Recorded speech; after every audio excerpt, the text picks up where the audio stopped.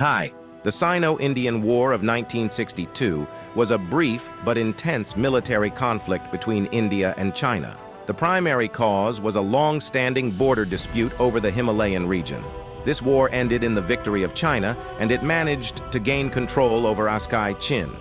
This became a great humiliation for India at the global level. China tried to pull the same stunt in 1967, but it didn't go as China expected. Let's begin. India and Pakistan were engaged in war against each other in 1965. As the Indian Army was engaged in Kashmir against Pakistan, China saw this as an opportunity to snatch some territories from India in the Sikkim region. China started to build its army on the Sikkim border to put pressure on India.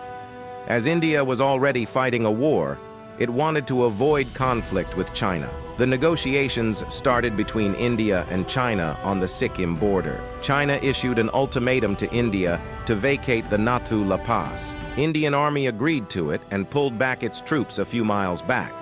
China immediately captured the posts that Indian troops left.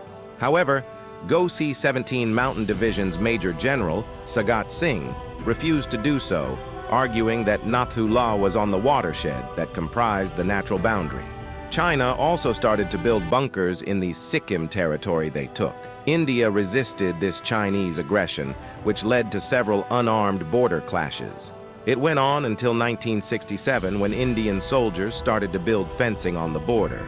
Chinese troops didn't like it and tried to hinder the work. This all turned ugly in September when Chinese troops fired from machine guns on the Indian soldiers who were building the fence.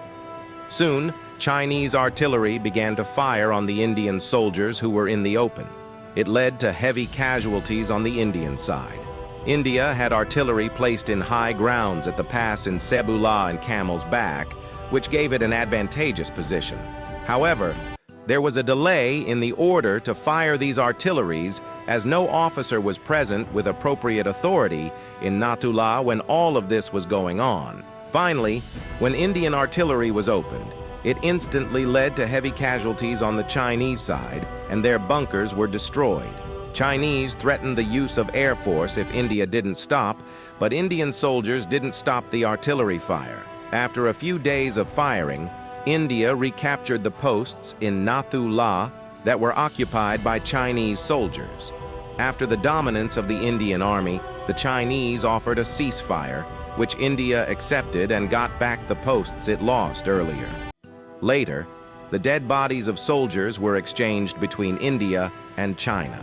The situation again flared up. A face-off between India and China took place at Cho La, another pass on the Sikkim-Tibet border a few kilometers north of Nathu La. There was a dispute going on over some territory in the Cho La region. After the defeat in Nathu La, the Chinese wanted to make up for it. In October, the Chinese opened fire on Indian soldiers without any cover. This led to few casualties in the Indian Army, which was retaliated by firing from Indian soldiers. Chinese soldiers faced heavy firing from Indian soldiers, which also damaged Chinese bunkers. Indian soldiers also used mortars to put pressure on Chinese troops. This time, the Chinese didn't use artillery because Indians had artillery stationed at an advantageous position, and the Nathu La conflict happened only a few weeks back. India managed to succeed and pushed Chinese soldiers 3 miles away from the border. Ceasefire was signed after a day the conflict started. India gained control over the disputed territory and gained morale in the army. These conflicts led to heavy casualties on both sides. India claimed that their 88 soldiers were martyred and killed more than 300 Chinese soldiers. China claimed that they lost 32 soldiers and killed more than 100 Indian soldiers.